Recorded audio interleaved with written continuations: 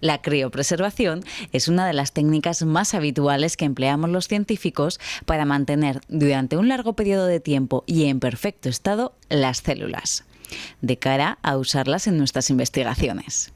Este proceso consiste en congelar las células a muy bajas temperaturas, hasta alcanzar los 196 grados bajo cero.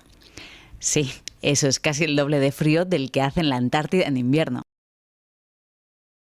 Para congelarlo usamos nitrógeno líquido.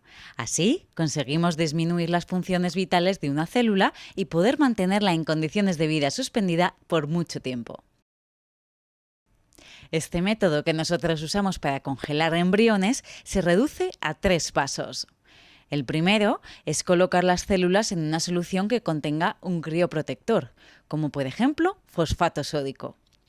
Luego tenemos que enfriar la mezcla hasta alcanzar temperaturas bajo cero.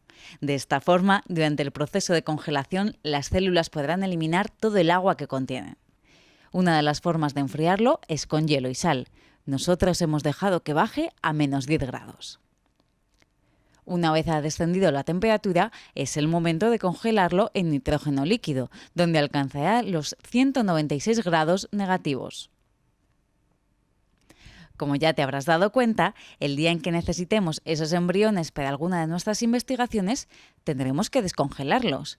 Deberá ser a un ritmo óptimo para que las células puedan eliminar sin que se produzca ningún daño el crioprotector que ha penetrado en su citoplasma.